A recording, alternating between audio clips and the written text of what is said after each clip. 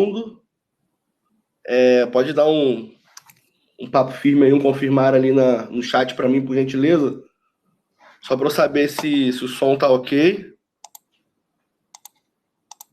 Se tá todo mundo me ouvindo.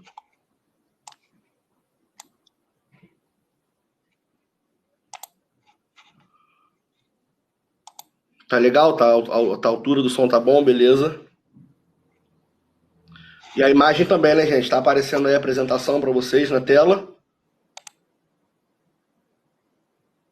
Dá uma confirmação aí antes de iniciar, só para ter certeza de que tá legal para todo mundo.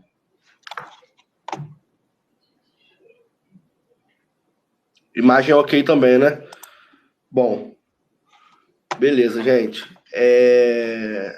Só mais um detalhe antes de começar a tela, tá? Dá para arrastar ela para o lado ou para o outro, se em algum momento ela ficar na frente da apresentação e atrapalhar o entendimento aqui. Vocês conseguem arrastar a janelinha da tela aí para qualquer lado na apresentação, tá? Bom, o pessoal tá entrando devagarzinho aí na sala, mas já deu 10 horas. Vamos começando, tá, gente? Essa gravação, esse webinar, ele fica gravado, ele automaticamente sobe para o YouTube, tá? No nosso canal do YouTube. Vocês podem acompanhar, voltar a ver lá novamente. Bom, a gente vai falar sobre proteções de sistemas fotovoltaicos, né? A famosa String Box. A gente tem a participação nessa apresentação. A gente tem a participação do Bruno, tá, gente? Ele tá aí, ele vai dar um oi para vocês já. O Bruno é o responsável, é gerente, engenheiro responsável lá por vendas, por negócios da Clamper, que é a nossa parceira em fornecimento aqui de String Box desde o início da nossa operação, tá? Sempre nos atendeu aí muito bem, a gente tem uma parceria muito legal, não só com a parte de comercial, mas na parte de engenharia, parte técnica. A gente está sempre alinhando aí os melhores produtos, a forma de melhor proteger o que a gente comercializa aqui, né? Porque a gente não se importa somente em vender, a gente oferece solução para o mercado e essa solução tem que trazer junto, ela tem que agregar engenharia, segurança, e a gente preza muito por isso. Bom, falar rapidamente aqui sobre os tópicos que nós vamos abordar durante esse webinar, e depois eu vou passar a palavra para o Bruno, para ele se apresentar um pouquinho melhor e a gente prosseguir com esse nosso bate-papo aqui, né? Hoje vai ter um formato um pouco diferente dos outros webinars, porque a gente vai, na verdade, interagir o tempo inteiro, a gente pede até a interação de vocês. Qualquer questionamento, qualquer dúvida, pode interromper, mandar no chat aqui, que eu vou estar sempre acompanhando. E no momento que a gente entender que dá para responder, eu peço para o Bruno segurar um pouquinho, a gente para ali no meio da apresentação, tira a dúvida, responde, e a gente vai prosseguindo, tá bom, gente? Então a gente vai falar sobre a definição técnica de String Box, né? Ainda mais agora depois da aprovação da NBR 16690, existe uma definição para o que é String Box, por que proteger o sistema fotovoltaico, proteções em corrente contínua e em corrente alternada, proteção de sobretensão, proteção de sobrecorrente e corrente reversa, quando é necessário utilizar um fusível e quando não há necessidade, características de chave seccionadora e ali depois alguns exemplos, né, explicação sobre diagramas e conexões elétricas internas ali da String Box, tá, gente? A gente vai tentar de uma maneira bem dinâmica abordar tudo isso aí. Bruno, passo a palavra para você, pode se apresentar, por favor, para a nossa galera. Fica à vontade aí. Bom dia, pessoal. Bom dia, Raoni. Bom dia, Bruno. Meu nome é Bruno, eu sou responsável por vendas aqui na Clamper, e para a gente é um prazer estar aqui participando junto com um dos grandes parceiros que a gente tem, e apesar de ser de vendas, a Clamper tem o orgulho de dizer que todo o corpo de vendas dela é formado por engenheiros. Então, normalmente a gente, quando a gente vai ao cliente, a gente gosta de saber o que está falando e do que está falando também. Só fazendo uma breve apresentação da Clamper. A Clamper hoje é o quarto maior fabricante do mundo de DPS. a gente fala que a gente é uma empresa de um produto só, que é proteção, mas fazemos ela de 900 maneiras distintas. Então, a gente está na área de fotovoltaico, está na área de óleo e gás, distribuição de energia, telecomunicações, tudo isso. E então, como a gente tem o foco na proteção, a gente está há 28 anos no mercado, e desses 28 anos com pesquisa e desenvolvimento, e tudo que a gente fabrica com o coração e com o desenvolvimento aqui dentro da Clamper. Bom, vamos para frente, então. Eu acho que, em cima do que o Raoni falou, acho que a gente tem que começar realmente com o que é conceito de string box. Finalmente, agora a gente tem uma norma promulgada que consegue, que cabe, que coloca o string box dentro dela. Então, a string box, conhecida como string box, mas com o nome técnico de caixa de junção, ou fora do Brasil como combiner box também, qualquer um desses três nomes aí é nome de praxe do equipamento. Então, é isso, é um invólucro onde você conecta arranjo, subarranjo, séries, módulos em paralelo, e que é um dispositivo que contém o equipamento de manobra ou o equipamento de proteção. Normalmente, a gente vai ver as combiner box de toda maneira possível. Então, existem realmente combiner box que são pura proteção, combiner box que são puro chaveamento, e a que a gente entende que no escopo brasileiro é o melhor cenário, que é a proteção com a manobra. Bom, e por que até desse modelo ser o modelo mais interessante, a gente precisa primeiro conversar sobre o porquê de proteger um sistema fotovoltaico, e principalmente aqui no Brasil. O Brasil hoje, ele tem, na média, 78 milhões de descargas atmosféricas por ano.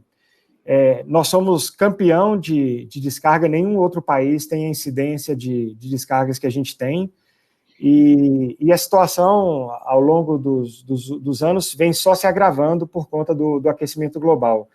Então, o gráfico que está aí é um gráfico clássico dos últimos 200 anos, mais ou menos, do aumento de incidência de descarga atmosférica. Isso já foi comprovado que está relacionado diretamente ao aumento da temperatura.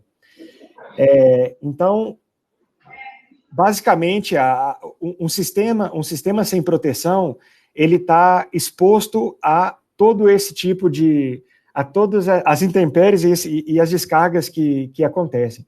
Então, daí a necessidade de, no Brasil, se ter uma string box protegida. Há casos, por exemplo, de países onde você pode ter uma string box, pelo menos do lado DC, sem a proteção, que é o caso de regiões desérticas como Lima ou algumas regiões do Chile, que efetivamente você não tem descarga atmosférica. Então a parte que precisa ser protegida de descargas atmosféricas, ela pode ser dispensada, não é o nosso caso. Mas aí a gente entra em um outro ponto, e eu acho que aí, até nesses países, se faz necessária proteção, porque nem tudo que é surto elétrico, e aí eu vou falar um pouco aqui sobre o que uma sobretensão ou surto elétrico. Normalmente, sobretensão e surto elétrico são grandes quantidades de energia num curto espaço de tempo. Então, nós estamos falando de um raio que contém, na média, 60 kA de energia, e toda essa energia descarregada ali em alguns poucos microsegundos. Então, nós estamos falando de uma energia que ela é imperceptível para fusível e imperceptível para disjuntor. Esses equipamentos, eles não têm tempo de reação suficiente para poder tratar um surto elétrico. Então, por isso o fundamental de se ter, claro, o fusível e o disjuntor são elementos extremamente necessários, mas eles precisam ser combinados com a proteção contra surto, que são os DPS, então o dispositivo de proteção contra sobretensão. Normalmente, eles são dispositivos entre 1.000 e 1 milhão de vezes mais rápido do que o tempo desse surto elétrico. Enquanto o surto está na casa de microsegundos, a gente está falando de proteção na casa de nanosegundos ou picosegundos. Uma pequena, e que todo mundo pensa, fala assim, olha, surto elétrico está diretamente relacionado a raio e descarga elétrica. Comumente, essa é a mentalidade das pessoas, mas uma pequena parte só do que é surto elétrico é fruto da descarga atmosférica. Então, eu tenho 15% de surtos gerados pela descarga atmosférica, é o surto mais intenso, é o surto que realmente é aquele que quando você vê onde caiu uma descarga elétrica, explode equipamento, torra a caixa elétrica, que faz o maior estrago, mas ele não é a maior quantidade de surto elétrico que está dentro de uma rede elétrica. Então, eu ainda tenho 5% de surtos elétricos gerados por manobras da companhia elétrica. Então, o chaveamento que ela faz, o religamento, tudo isso acaba gerando picos elétricos, surtos elétricos na rede.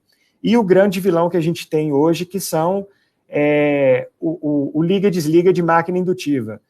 Motor, ar-condicionado, elevador, todos esses equipamentos, eles geram surto elétrico na rede. Eles não têm a mesma intensidade de uma descarga atmosférica, mas têm a capacidade destrutiva. Então, o que a gente estava citando, eu posso, normalmente, no sistema fotovoltaico, em alguns casos que eu citei, por exemplo, de áreas extremamente desérticas fora do Brasil, que não acontece aqui, eu posso evitar o que é proteção contra descarga atmosférica, mas eu continuo tendo esses 85% de surto elétrico proveniente da rede, que são surtos elétricos de intensidade suficiente para danificar um inversor, para danificar um medidor, o sistema supervisório, muitas vezes vindo da rede elétrica para danificar o painel fotovoltaico. E aí, aqui a gente entra num modelo que é um modelo clássico de proteção. Existe uma norma que é a IEC 61643-32, a gente vai entrar em detalhes dela aqui na frente, mas hoje esse é um arranjo clássico de proteção. Eu faço uma proteção de rede, então eu tenho ali o DPS número 3, que é o DPS que protege a entrada da minha instalação. Normalmente, esse DPS está próximo do medidor bidirecional da companhia de energia. Então, ele faz uma proteção contra tudo que é descarga atmosférica vinda da rede elétrica e também manobra de companhia e os surtos de liga e desliga de máquina indutiva, eles não são produzidos só dentro da residência ou da indústria, eles são produzidos na vizinhança também. Então, face essa primeira barreira, que é uma barreira na entrada da indústria, residência, comércio, o que for, no quadro principal. Uma segunda proteção, e aí é a proteção clássica que tem, que são os protetores 1 e 2, esses são os protetores que ficam próximos ao inversor. Normalmente, o protetor número 1, ele está dentro da string box, e o protetor número 2 é, normalmente, a caixinha CA, que os senhores têm o hábito de colocar na instalação, e ela é parte fundamental. A gente entra numa questão aqui, que acontecem casos onde se faz, a gente já viu montagens de string box, onde se faz a montagem do lado CA e do lado CC dentro da mesma caixa. Outra vez, a gente entra por norma, e aí é a 5410, aonde a gente precisa desvincular completamente essa proteção. Eu preciso efetivamente ter uma caixa de proteção com disjuntor e DPS do lado CA, e eu preciso ter uma ligação, e eu preciso ter uma desconexão, e eu preciso ter um chaveamento e proteção do lado CC. Por norma, e isso aí é especificado na NBR, eu tenho que separar essas duas caixas. É muito tentador, é econômico colocar tudo dentro de uma caixa só, mas isso é um risco para o operador. Então, o chaveamento, às vezes você vai acabar tendo um vivo de corrente alternada e um vivo de corrente contínua dentro da mesma caixa, e isso é um problema. Ô, Bruno, Tá me ouvindo? Sim, né? Estou ouvindo. Só te interrompendo rapidinho aqui pra gente, na verdade, pra gente pontuar aqui só uma situação e não deixá-la passar. Então, assim, é estritamente proibido, né? Não é uma coisa que é indicada, de maneira alguma você fazer proteção de corrente contínua, de corrente alternada dentro de uma mesma caixa, né? De uma mesma caixa de junção, de um mesmo invólucro ali, né? Não é recomendação, é proibição. É a mesma proibição que você tem hoje do inversor, de você não ter o inversor lendo a rede de energia. Existe algum ponto, eu acho que isso é de conhecimento geral, que se a energia na rua falta, a energia fotovoltaica, como ela é on-grid, o inversor desliga. Então, isso também é uma obrigação. Você não pode ter, num sistema on-grid, um painel fotovoltaico alimentando a residência, indústria, comércio, com falta de energia da rede. Até porque o sincronismo vem da rede e não vem do inversor.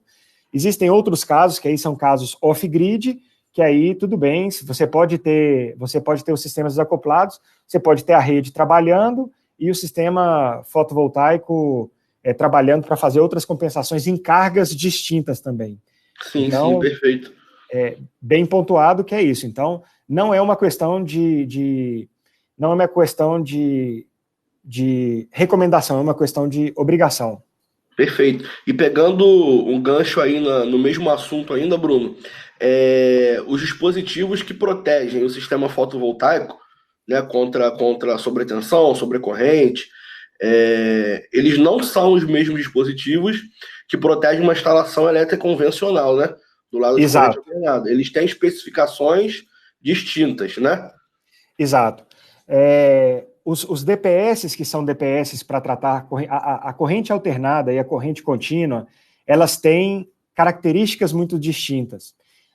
Um DPS de corrente alternada, ele não...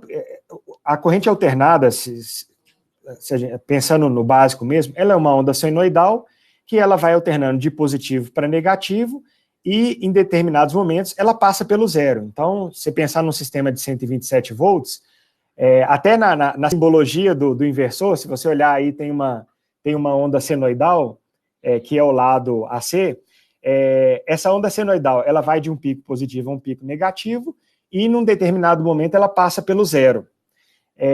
Então, o que acontece?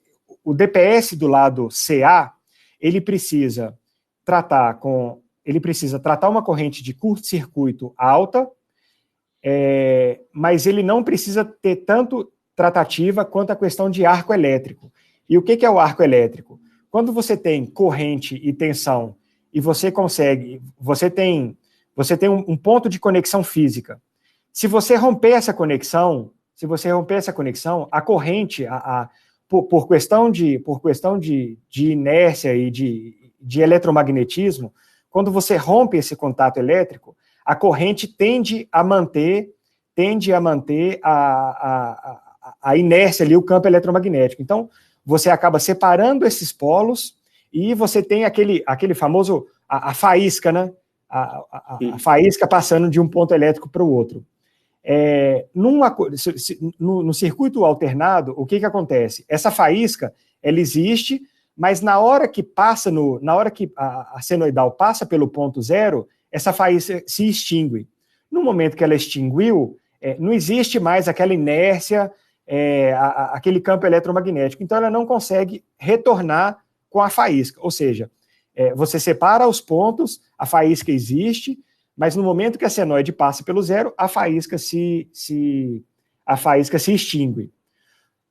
Do lado de corrente contínua, isso não acontece, porque a corrente está a 1000 volts e ela permanece em 1000 volts. Ela, em momento algum, ela vai a zero. Então, quando os pontos são separados, o arco elétrico abre e ele não cessa. Então, o que acontece? Como o arco elétrico não cessa, você tem aí um grande problema, porque se a gente imaginar um DPS de corrente alternada ligado do lado de corrente contínua, ele não está preparado para lidar com um arco elétrico por mais de alguns poucos milissegundos. Então, o equipamento pode derreter, ele pode incendiar, ele pode realmente são problemas graves e problemas de risco à instalação, problema de incêndio. E aí eu estou falando um pouco dentro da mecânica do DPS. Então, um DPS de corrente alternada, o que ele faz? Ele rompe, ele abre o espaço ali, e ele precisa, e o próprio arco elétrico extingue a corrente. Do lado CC, não. O arco elétrico interrompeu os contatos, o arco elétrico está contínuo. Para fazer essa interrupção do arco elétrico, existem diversas tecnologias, mas a grande maioria das tecnologias você vai colocar um elemento entre os polos que estão ali gerando o arco elétrico, você insere um elemento entre esses dois arcos, como se fosse uma parede, você insere uma parede e corta o arco elétrico, você faz um corte forçado desse arco elétrico. Então, a questão da diferença de CA e CC é essa. Você precisa ter uma tratativa diferente. Aí, entra-se em outro ponto. Por que não ter do lado CA? Então, vamos para outra esfera, que então, tudo bem, se o DPS CA não tem essa parede e o DPS CC tem a parede, se eu colocar um DPS desse com parede do lado CA, vai ser uma proteção dobrada para romper o arco elétrico. Eu não vou depender só de passar no zero. Mas aí entra outro ponto. O DPS CA, todo DPS, quando ele chega em fim de vida útil, ou seja, depois de suportar N surtos elétricos, e normalmente um DPS bem dimensionado, ele tem aí de 5 a 10 anos de vida útil, quando ele chega em fim de vida útil, por característica mecânica, ele é um curto-circuito. O equipamento interno dele vira um curto-circuito. No lado CA, o curto-circuito é um curto-circuito franco da rede. Então, há de se imaginar que, por exemplo, vai vir um se você basicamente você, dentro da sua casa, pegar um arame e ligar na tomada, coisa que criança adora fazer. O DPS no fim de vida útil, ele é um arame, aquela brincadeira de criança de ligar a fase neutra na tomada, de enfiar a fase neutra na tomada, é basicamente aquilo que acontece com o DPS do lado CA. Então, o que acontece? Dentro de um DPS CA, ele tem um dispositivo para tratar curto-circuito de alta capacidade, que é um fusível térmico. Então, quando a corrente sobe muito, a corrente sobe rapidamente, esse produto ele vai desarmar esse fusível interno antes que o disjuntor da residência caia. Porque imagina se um DPS chega em fim de vida útil e espera o disjuntor da casa desarmar. Não é isso que a gente quer. Às vezes você está dentro de um hospital e você não quer ver um DPS desarmar o fusível de um hospital. É um problemaço. Sem dúvida. E é o que acontece quando a criança enfia o ferro na tomada lá. Ela enfia o ferro na tomada, ou a criança não, tem eletricista aí também que de vez em quando faz umas graças dessas também, não é só criança. Vamos dar um crédito para as crianças aqui também. Então, aquele momento ali que você encosta a fase no neutro e desarma o disjuntor, o DPS-CA ele é feito para desligar mais rapidamente do que o disjuntor. Então, a proteção interna dele desliga na hora que existe um curto-circuito, e aí ele interrompe a corrente ali, e ele tem um fim de vida útil seguro, que é o que a gente chama. Do lado de corrente contínua, eu tenho um grande problema, que no lado de corrente contínua, eu não tenho um curto-circuito franco, igual eu tenho do lado de corrente alternada. O curto-circuito do lado de corrente contínua, ele é limitado. Se você pegar um arranjo fotovoltaico e ligar o positivo no negativo, que é um curto-circuito, a maior corrente de curto-circuito vai ser a corrente gerada pelo sistema fotovoltaico. E normalmente essa corrente, nós estamos falando aí de corrente de 20 amperes, 10 amperes, ela não é uma corrente suficiente para que esse tipo de desligador que existe dentro do dispositivo de corrente alternada, que ele atue. Ele precisa realmente de algumas centenas de amperes ou alguns quiloamperes para poder fazer o equipamento. Ele é térmico para fazer o equipamento desligar. Essas correntes controladas do lado CC não são suficientes para desligar um DPS na velocidade que a gente precisa desligar. Então, até no momento de desligamento, um DPS CC é diferente de um DPS CA. Eles têm a mesma capacidade de absorver o surto elétrico, a técnica, a mecânica, o elemento que está ali dentro, que é um varistor, ele é o mesmo dos dois lados, mas a mecânica de fim de vida útil de um equipamento e de outro são completamente distintas. Então, assim, existe um risco real para a instalação, e aí nós estamos falando de exposição a risco de vida, exposição a incêndio, no caso de se colocar um tipo de DPS no lado incorreto. Perfeito, então, perfeito. A gente vê, eu falo isso, existe a turma da velha guarda aí, sistemas que foram feitos anteriores a 2015,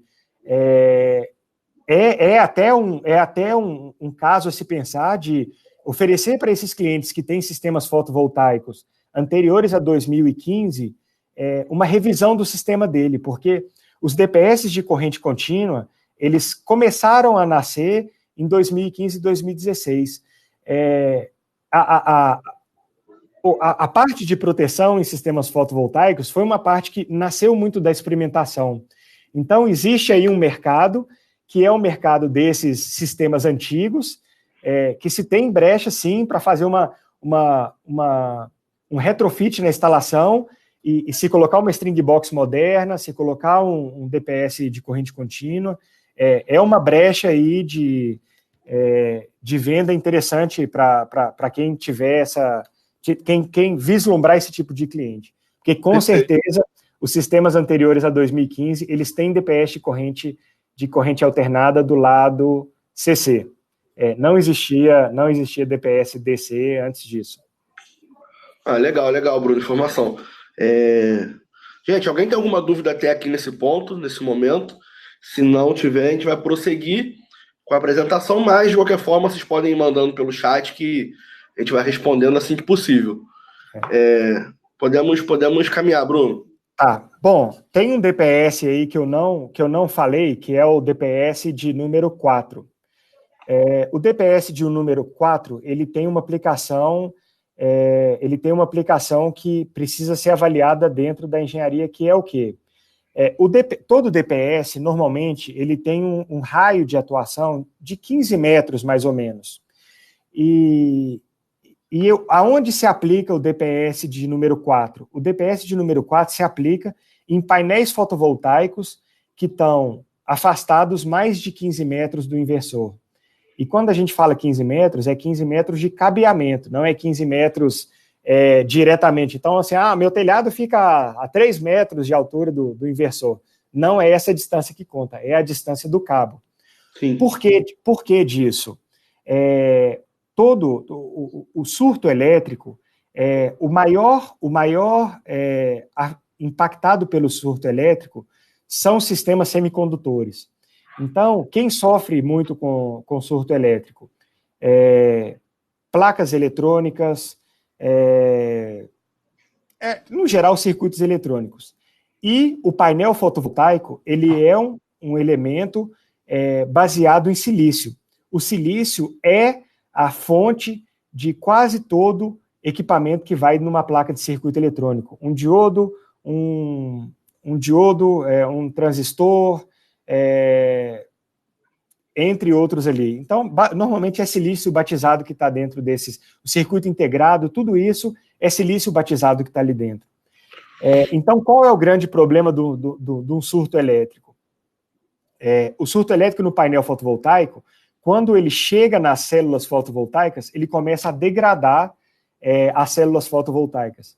Então, você pode não ter a queima direto do biscoito ali, ou da pastilha, mas você começa a ter pequenos surtos que começam a degradar aquele silício, você começa a perder a eficiência de painel, você começa a perder a eficiência do painel. Então, um painel que deveria gerar aí 400 watts, mais ou menos, por questão de surto elétrico, ele começa a ter degradação mais rápida do que a degradação natural que o painel tem por especificação. Então, sim recomendado por norma, e sim recomendado aqui pela Clamper, que painéis fotovoltaicos que estejam a mais de 15 metros de distância do inversor, que eles sejam protegidos por um DPS próximo a eles também. Dá para deixar sem? A gente vê muita instalação sem, mas eu espero que, assim, que a sua empresa de instalação esteja fechada daqui a 10, 15 anos, porque, com certeza, com menos de 10, 15 anos, você vai ter problema de painel que não está tendo mais eficiência, que a eficiência dele está sendo menor do que a eficiência que o fabricante está colocando. E aí você pode ter certeza que é por conta de surto elétrico, por conta de falta de proteção próximo ao painel.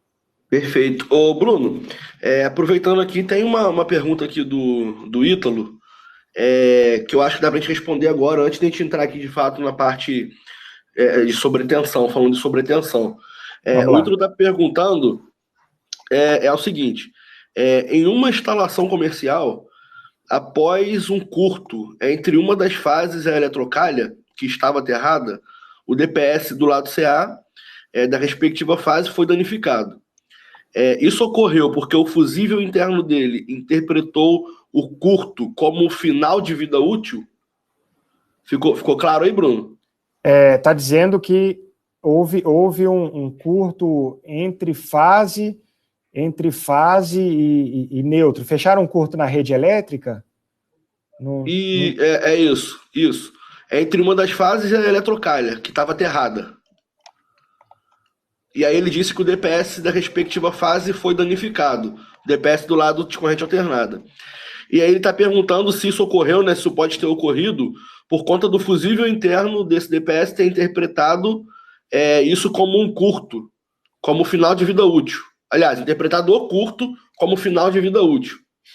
Na verdade, aí o que provavelmente pode ter acontecido? O DPS, se existir um curto na rede normal, alheio ao DPS, o DPS acaba não atuando. O DPS, por especificação, ele tem uma tensão onde ele começa a operar. Então, o DPS do lado do AC, o tradicional dele é ele ser um DPS 275 volts ou 175 volts. Então, o que acontece? Dando esse exemplo aí da fase tocando a eletrocalha aterrada, em teoria, o DPS não era nem para ter atuado, porque como a eletrocalha é um terra, na hora que você coloca a fase, na hora que você joga a fase em cima daquele ponto ali, a tensão fica zero, é um curto-circuito. Então, assim, a fase, que era uma fase de 127 volts, ela vai a zero.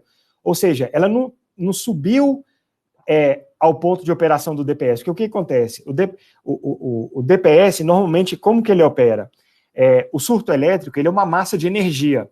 Então, é uma massa de energia desvinculada de tensão.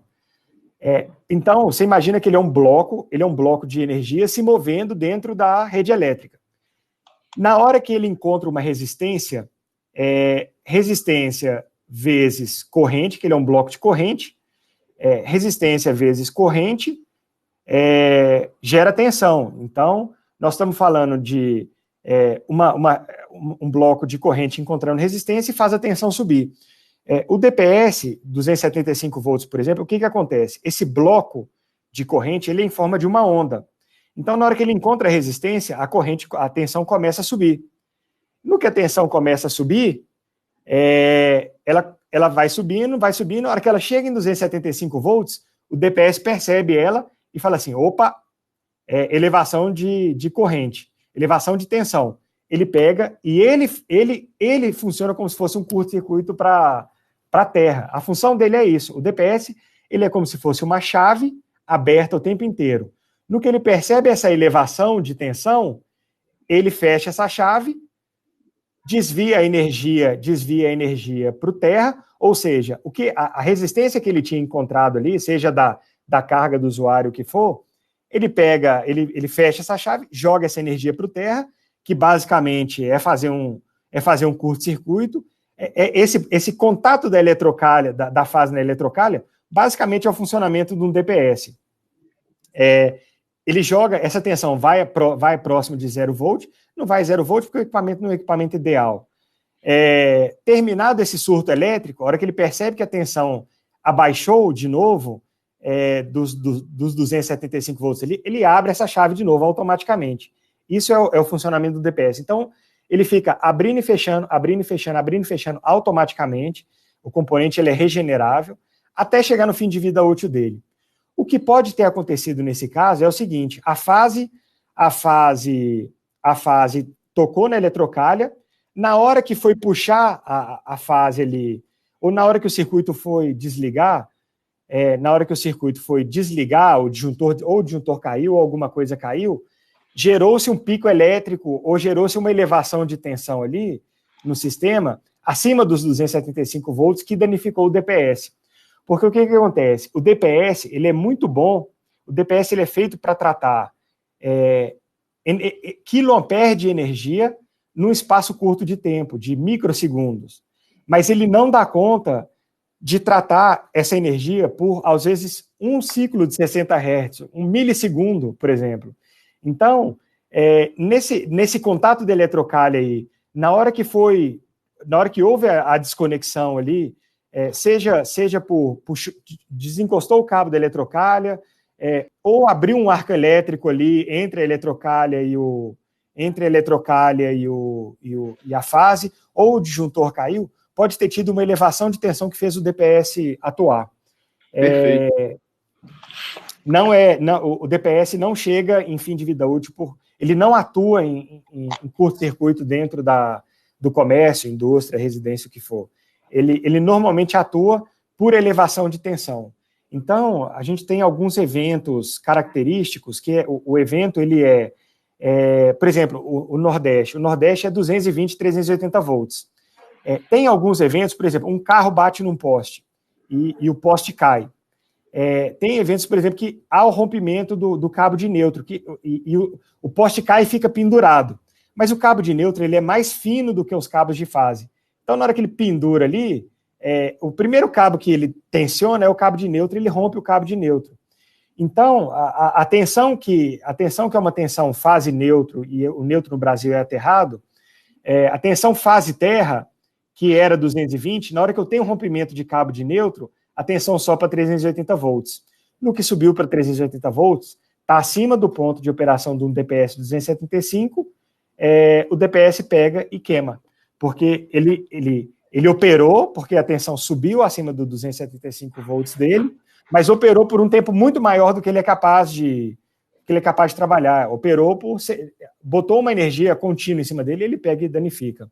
Perfeito. Até por isso, no Nordeste, se especifica DPS de corrente alternada com tensões acima de 380 volts. Então, isso aí é um ponto que precisa, inclusive, ser observado. Legal, Bruno. O Ítalo já respondeu aqui que ok, ele entendeu, ficou entendido. Respondendo rapidinho aqui deixa eu ver aqui ao Paulo. Paulo, sim, existe um arquivo em PDF, né, sobre esse assunto todo. Eu posso disponibilizar sem dificuldade nenhuma para todo mundo aqui na apresentação, via e-mail. E o Estevão fez uma pergunta aqui. Eu vou ler aqui, deixa eu ver se fica claro. Bruno, ele disse aqui, minha questão é um pouco menos técnica. Eu gostaria de saber quais são as estimativas de perdas financeiras, mínima, média e máxima, em uma situação de surto elétrico. E qual o investimento nesse sistema de DPS da Clamper? Eu não entendi muito bem, Estevão. Você gostaria de entender qual o custo do investimento de um DPS dentro de um circuito, num sistema? Seria isso? Eu acho que ele tá querendo fazer uma correlação de qual que é o retorno. Então, assim, é preferível deixar um sistema desprotegido, sim, e arcar com a queima de painel, queima de inversor? Qual que é o percentual, quanto custa, qual que é o payback? Assim, eu proteger um sistema, em quanto tempo essa proteção se paga? Perfeito. Estevão, bom, aqui no Brasil eu posso te garantir que se você não proteger um sistema, o seu inversor vai queimar. Então, e aí vai depender de em quanto tempo ele vai queimar. Até um tema que a gente aborda, que é a questão dos inversores que têm proteção interna. O conceito da proteção é a proteção ser externa ao equipamento, porque a proteção ela é um surto elétrico de alta frequência e alta intensidade. E então, quando você tem a proteção externa aos equipamentos eletrônicos, faz com que todo o campo eletromagnético, tudo que emana daquele surto elétrico seja tratado afastado dos equipamentos eletrônicos. Então, assim, ter uma proteção interna no inversor, você acaba tendo que tratar. Primeiro que você vai ter um problema que a proteção ela é feita para chegar em fim de vida útil, ela é feita para, depois de um tempo, ela ser substituída. Por isso, até que se você pegar a string box da Clamper, que a WIN vende, os módulos da proteção, do protetor, eles são intercambiáveis. Você consegue sacar um módulo e colocar ele de novo, sem interromper a geração de energia. Você vai lá, saca o módulo e coloca outro módulo. Ele é feito para ser descartável dentro de um período de 5 a 10 anos. Você tratar isso dentro de um inversor, você vai ter a proteção interna do inversor, que ela é muito menos capaz, ela tem menor capacidade. Além de você tratar tudo que é campo eletromagnético lá dentro do inversor, você ainda tem o problema da proteção interna dele chegar em fim de vida útil e você ter que substituir o inversor. Ou ter que parar o sistema para ir lá e sacar a proteção interna do inversor, ou mesmo, às vezes, nem tem como sacar, porque ela está soldada na placa. E ter que tratar isso. Então, assim, você não proteger eu acho que a conta que você pode fazer aí, a mais rápida, você não proteger e você invariavelmente vai ter que substituir seu inversor e substituir painel fotovoltaico num prazo menor do que a vida útil que o fabricante garante. E muito aqui no Brasil. O Brasil é um caso crítico. Então, assim, com certeza, esses equipamentos vão se danificar ao longo dos anos. E não são equipamentos que estão ali para durar um ano. Se um inversor tivesse ali para durar um ano, eu te falava, não, ok, a proteção interna ali, assim, não é garantia, mas talvez suportasse um ano ali. Mas não é esse o caso. Eu acho que você não está a fim de fazer uma instalação que o inversor daqui a um ano vai queimar, daqui 1 ano, 2 anos vai queimar, o seu cliente vai ficar puto, vai ficar chateado com certeza. Sim. Então, eu acho que é isso. Eu acho que a conta que você pode fazer se você não proteger, você vai perder seu inversor, você vai perder módulos fotovoltaicos. Pode fazer essa conta direta aí. Perfeito, Bruno. Gente, a gente vai prosseguir com a apresentação aqui, até por conta do tempo também. Mas volto a dizer, podem ir mandando as perguntas aqui via chat, que em algum momento a gente vai pausar a apresentação e vai responder as perguntas. Vamos prosseguir, Bruno? Pode dar Vamos continuidade. Bom, um ponto interessante a se observar nos sistemas fotovoltaicos, e aí são as especificações do DPS, só para lembrar, a legendinha está aí do lado, DPS 1, 2, 3 e 4, então, talvez até para ficar mais fácil aqui, o 1 é o DPS que fica próximo do inversor do lado DC, o 2 é um DPS do lado AC, o 4 é aquele DPS opcional, o DPS opcional não, é o DPS que depende da distância dos painéis, e o 3 da entrada. Então, aí eu vou citar aqui 3 casos de instalação fotovoltaicas. O primeiro, que é o mais clássico, que eu acho que é o que mais se instala, são sistemas fotovoltaicos em residências onde não existe um sistema de SPDA, ou existe um sistema de SPDA, mas os painéis fotovoltaicos não estão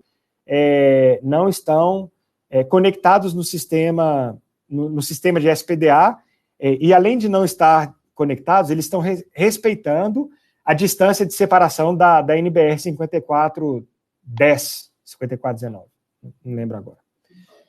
Então, respeita-se a distância do SPDA, ou não existe SPDA.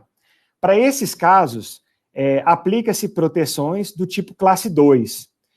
A proteção de entrada, que é o DPS o DPS 3, que é o DPS da rede, que vem da concessionária de energia, esse DPS sempre tem que ser um DPS ou classe 1 ou classe 1/2. Ele pode ser o híbrido, que é 1/2. Por quê? A gente não sabe o tipo de surto elétrico que está vindo da rede, então eu tenho que fazer uma proteção mais robusta. A classe do DPS aqui, normalmente, o que significa isso? Classe 1 são os DPS mais robustos, é um DPS que consegue tratar uma descarga atmosférica direta, ou seja, se um raio cair na rede elétrica, esse tipo de DPS dá conta de suportar. Se um SPDA está conectado, então é isso. O DPS classe 2 é um DPS que suporta os tipos de surto elétrico gerados tanto por máquinas indutivas e reativas, que a gente falou, pelas manobras da companhia elétrica, e também por campo eletromagnético. Então, muitas vezes, o raio não cai direto na instalação, mas se ele cai próximo da instalação, o campo eletromagnético do raio faz com que sejam gerados surtos elétricos em qualquer estrutura metálica, seja a estrutura do sistema fotovoltaico, um cano elétrico com mais de 10 metros, rede de telecomunicação, rede de energia. E esse tipo de surto gerado pelo campo eletromagnético do raio, ele é um surto que a gente chama de surto classe 2. Então, aí a gente tem 2 tipos de surto. O classe 1, que é o raio caindo direto em cima da estrutura, e o classe 2, que é o campo eletromagnético do raio, que gera surto, máquinas indutivas e reativas, e as manobras da companhia. Então, o que acontece? O DPS classe 3, que é o que fica lá junto com o medidor de energia da residência, esse normalmente a gente protege com classe 1 ou classe 1/2, para poder garantir que, se cai uma descarga atmosférica na rede elétrica lá, e eu não tenho como controlar isso, a minha residência está toda protegida, eu protejo o interior dela. E aí, os outros 3 DPS, que são os DPS de proteção do inversor e o DPS de proteção do painel, como eu sei que nesse sistema não vai cair uma descarga atmosférica direta, eu preciso proteger só contra o indireto, indutivo reativo e manobra, que é o DPS classe 2. Então, tanto o que fica em volta do inversor como o que fica lá próximo do painel, DPS classe 1. Perfeito. Existem outros sistemas que não são sistemas tão comuns, mas existem instalações desse jeito, não sei quantas dessas instalações os senhores já fizeram, mas existem instalações onde se colocam os painéis fotovoltaicos e se integra esses painéis ao sistema de SPDA. Então, o próprio sistema, a própria estrutura metálica do SPDA a própria estrutura metálica do fotovoltaico é um sistema SPDA, ele está todo interconectado. Nesse caso, a gente precisa fazer uma proteção mais específica e todos os DPS envolvidos nas conexões, eles têm que ser classe 1. Então, aí a gente parte para uma proteção extremamente robusta. É claro, é um sistema muito mais caro, e até a gente recomenda que o sistema fotovoltaico só seja interconectado ao sistema de SPDA em casos onde não tem como não ser feito dessa maneira. Porque, realmente, a proteção que precisa ser feita é uma proteção muito mais cara. É um investimento muito mais alto.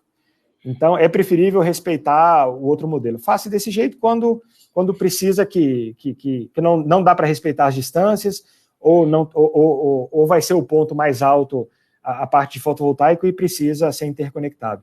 Então, aí sim, tanto o DPS 1, como o 2, como o 3, como o 4, precisam ser DPS classe 1 para aguentar descarga atmosférica direta caindo nesses sistemas. Perfeito. Um outro modelo, e aí são modelos de plantas de solo. O modelo de solo também, se ele tiver próximo a uma residência que tem um sistema de SPDA que vá proteger ele, aí precisa realmente de um técnico de SPDA para fazer aquele cálculo de esferas rolantes, aquilo tudo tem que ser calculado no SPDA. Mas aí, tanto o sistema de solo também, a gente está pensando em sistemas um pouco maiores, ele também cai na mesma régua. Eu posso tanto ter um sistema de SPDA isolado dos painéis, ou seja, os SPDAs estão próximos dos painéis, respeitando as distâncias, mas não estão conectados nele, e eu vou usar a mesma regra que eu mostrei do telhadinho, como você tem estruturas maiores, e aí, por exemplo, as fazendas solares, a própria estrutura do painel é a estrutura do SPDA, e aí você precisa fazer proteção com classe 1, precisa fazer uma proteção bem mais robusta.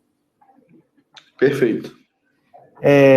Bom, indo um pouco para o tema aqui, a gente falando sobre proteção de sobrecorrente e corrente reversa,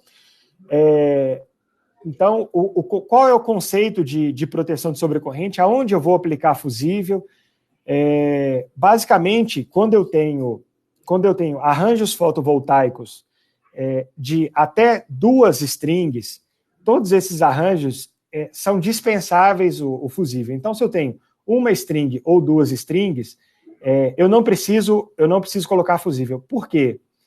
Se eu tenho uma falha em um painel, o que vai acontecer? A corrente de uma string vai circular, em vez dela circular em direção ao inversor, ela vai circular em direção à outra string, porque a tensão da outra string vai estar mais baixa do que a tensão da string que está ali com a tensão superior.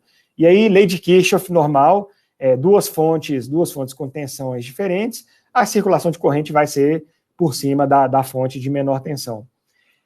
Só que o que acontece? É de se imaginar que o próprio painel, ele já suporta, a gente está conversando aqui de strings de 10 ampere. O próprio painel suporta a circulação de corrente de 10 ampere.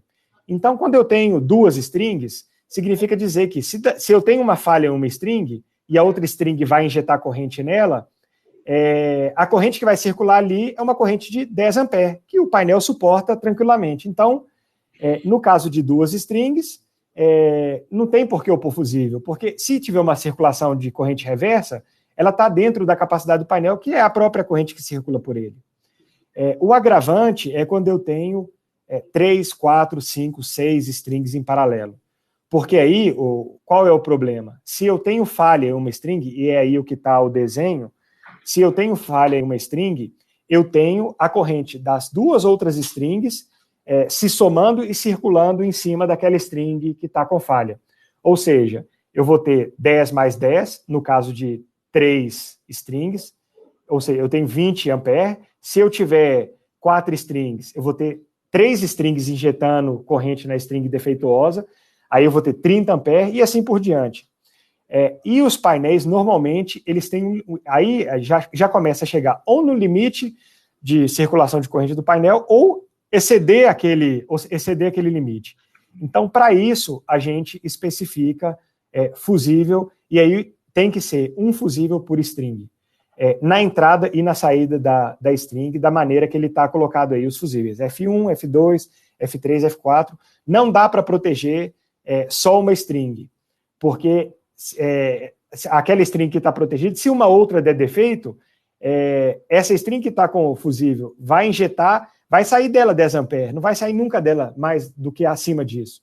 Então, protege-se por string no início do positivo e do negativo ali.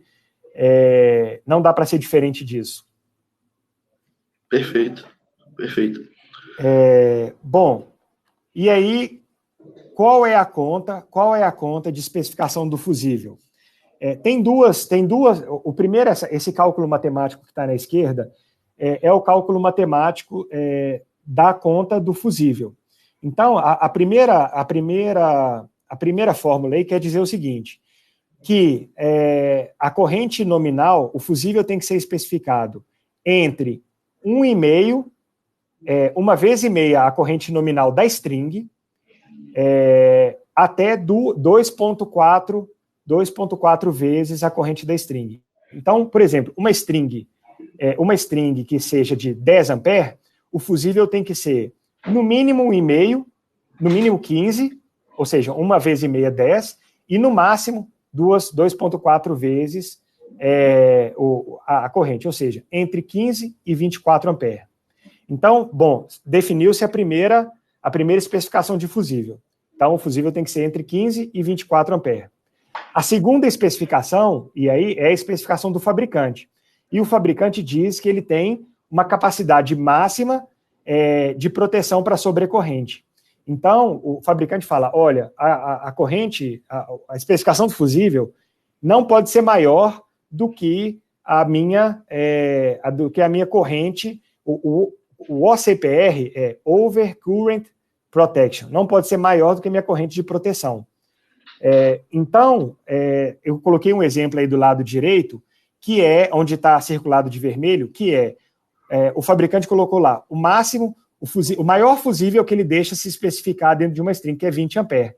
Ou seja, ele fala, não pode ter fusível maior do que 20 amperes. Então, quando a gente vai para o caso real, que eu coloquei, uma string de 10 amperes, a primeira especificação que eu fiz é que o fusível tem que ficar entre 15 e 24, só que o fabricante virou e falou, opa, o máximo que você pode colocar comigo é 20 amperes. Ou seja, o fusível que está especificado ali, ele tem que ser de 15 a 20. Então, com essas duas continhas, você consegue especificar um fusível. Se sua string... Então, assim, não quero fazer conta, Bruno. Não quero fazer conta de jeito nenhum. Esse negócio de fazer conta é um saco. Parta para o modo mais seguro, que é 15 amperes. Se a sua string é de 10 amperes, parta para o multiplicador de 1,5. Então, string de 15 amperes, string de 10 amperes, 15 amperes. String de 8 amperes, 1,5, que dá 12 amperes. Então, pode usar a conta, essa é a conta que a gente fala que é o coeficiente mais seguro que tem. Então, se não quiser fazer conta, usa 1,5. Se você quiser fazer uma conta, e eu acho que esse é o bacana, você olhar para uma ficha técnica, especificar, fazer um negócio, fazer um serviço legal de engenharia, usa a fórmula que fica bem legal. Perfeito, legal, Bruno. Muito bom. Pode prosseguir, se tiver dúvida, a gente volta aqui. Beleza. Bom, então, o outro ponto chave seccionadora. Agora, na nova NBR, a NBR especifica que o circuito precisa ser seccionado, seja por um disjuntor, seja por uma chave seccionadora. E aí, dentro da norma, ele especifica algumas características. Então, dentro da NBR, existem algumas características, que é a chave ou o disjuntor não possuir partes metálicas expostas, não ter polaridade. Então, você pode chegar numa chave, qualquer lado que você conecta ali, o positivo e negativo, ela tem que funcionar igual. Ela tem que seccionar a carga na capacidade máxima. Então, se você tiver lá meio-dia, o sol arrebentando em cima, o seu sistema funcionando na eficiência máxima, você tem que ir na chave dá na chave lá, ao abaixar o disjuntor, e ele tem que desligar com segurança. Tem que interromper todos os conectores energizados. Então, assim, não dá para, por exemplo, fazer uma montagem, e por isso que a gente sempre recomenda, gente, tem fabricante, a String Box, existe fabricante, a Clamper é um deles, que monta a String Box para que não se ocorram erros de conexão. E a gente já viu, por exemplo, disjuntor do lado AC, o cara monta a String Box com disjuntor do lado AC, ou monta com uma seccionadora, passa só o positivo e deixa o negativo passando direto, porque ele fala assim, se eu interromper o positivo, o negativo aqui vai interromper, porque é lei do circuito, eu interrompi o circuito, interrompo tudo. Sim. Não é assim que funciona por norma. A norma exige que todos os condutores energizados sejam interrompidos. Exatamente para não ter alguma falha, às vezes tem algum contato entre strings que está acontecendo ali, você interrompe o seccionamento, mas existe alguma circulação de corrente. Então, é preciso interromper positivo e negativo, e em determinados casos, muito específicos, interrompe-se até o terra. Não é o caso de sistemas normais que a gente está conversando aqui.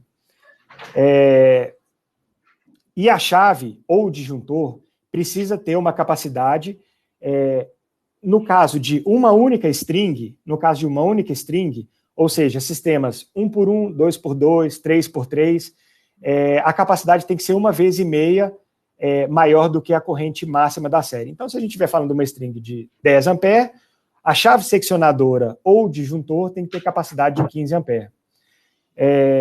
Quando a gente está falando de mais strings, eles deixam aí o coeficiente ser um pouco menor.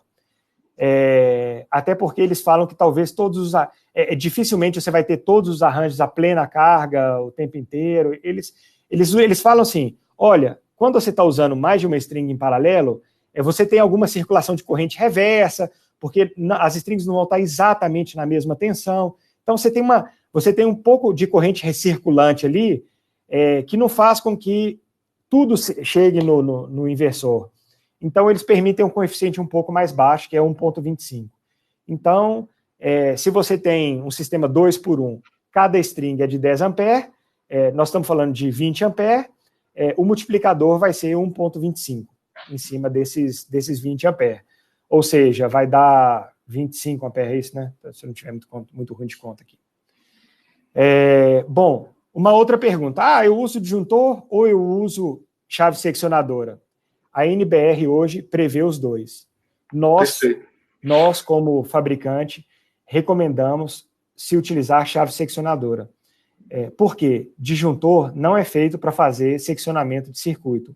Disjuntor é feito para ser um dispositivo de segurança para interromper em caso de sobrecorrente. E no caso de sistemas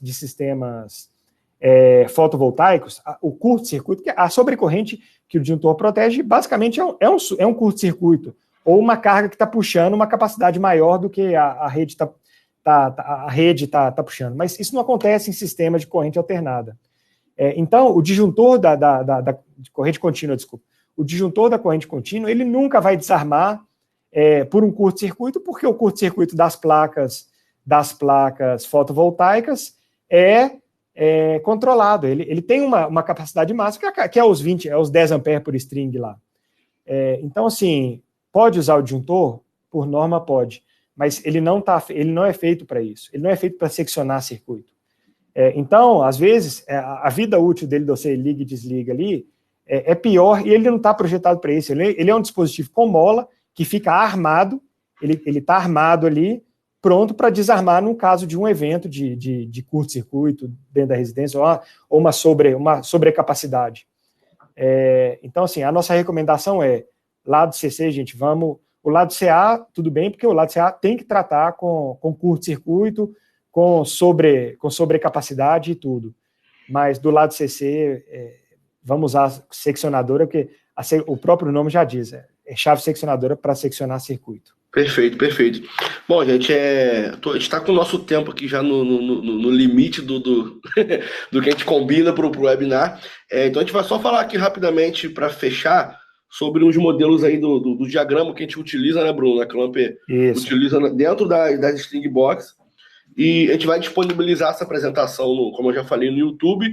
E qualquer outra dúvida, gente, fora aqui desse escopo, a gente pode tratar pessoalmente via e-mail, via telefone. Tem os nossos canais de comunicação, vai ficar aqui disponíveis para vocês. Então pode falar, Bruno, aqui sobre esses exemplos para a gente poder finalizar aqui. Então, aqui são dois exemplos clássicos. O exemplo da esquerda é o exemplo de uma string box 2:1, ou seja, ela tem duas entradas e uma saída, e o outro exemplo é um exemplo de uma string box 4x2. Então, como funciona a construção dentro de uma string box? É mais ou menos isso. Eu tenho um DPS para cada saída, ele fica antes do seccionamento, próximo dos painéis. Eu tenho um DPS por saída, então aí você pode ver que a 4x2 nada mais é do que duas 2x1 agregadas. Então, a construção é 2 DPS por chave, por seccionadora, desculpa, 1 DPS por saída, e aí há o caso também na 4x2 que você tem aí no desenho duas chaves seccionadoras, mas pode ser uma chave única seccionando todos os circuitos. Então, a norma também permite, e existem esses dois modelos, tanto uma chave seccionando tudo, como uma chave seccionando cada saída. Funciona bem das duas maneiras, é correto das duas maneiras. Aqui não existe uma recomendação do que é melhor do que o pior, os dois funcionam muito bem. Legal, perfeito. Bom, gente, a gente precisa finalizar aqui que o nosso tempo estourou. Essa apresentação, vou só voltar aqui para deixar o nosso contato aqui na tela rapidinho. Essa apresentação ela vai ficar disponível no nosso canal do YouTube. Eu vou disponibilizar um material em PDF, tá? Para quem tiver interesse em se aprofundar mais nos assuntos de proteção. A gente tem bastante material que a gente pode disponibilizar sem problema nenhum, sem dificuldade. A gente manda isso via e-mail, tá, gente? Aqui tem o meu contato aqui do lado esquerdo, é o ramal direto aqui da minha mesa. Vocês podem falar comigo via telefone, via Skype, via e-mail. Tem os contatos do Bruno aqui também ao lado. Fiquem à vontade, tá, gente? Pode entrar em contato com a gente para qualquer dúvida, tanto comigo quanto com o Bruno. E todos os nossos investidores, eles trabalham com as string box da Clamper, tá? A gente tem essa parceria desde o começo da nossa operação e pretendemos mantê-la, porque nos atendem de forma excepcional. Bom, gente, é isso. Bruno, queria agradecer o seu tempo. Eu queria agradecer ao tempo também do pessoal disponível aqui. Isso. E a gente... Pode falar, Bruno, pode falar. E dizer que, se quiser aprofundar mais no tema, 1 hora ficou curto. Pode Sim. pedir o Raoni aí para fazer outro webinar. Nós estamos aqui à disposição para falar mais sobre o assunto. Perfeitamente. Sem dúvida, a gente vai programar algumas outras, de repente falando especificamente de cada dispositivo, para ter um tempo melhor, né? Mas espero que tenha sido positiva a experiência para vocês. E, conforme eu já disse, pode fazer contato com a gente se ainda permaneceram algumas dúvidas e vocês querem fazer diretamente a mim ou ao Bruno, fiquem à vontade. Tá, gente? Tem... Aqui no último slide aqui tem a data do nosso próximo webinar, tá? Que a gente vai falar de viabilidade de financiamento. Não é um webinar técnico, mas é importante que vocês, que são integradores, que vocês participem, tá? Aqui nossas redes sociais estão aqui embaixo também. Nosso site, canal no YouTube, Instagram, Facebook. E o próximo webinar no mesmo horário, tá? No dia 18. Espero que vocês participem. E é isso, galera. Bruno, grande abraço, um abraço para a turma aí. Obrigado, turma. Até mais, gente. A gente se fala.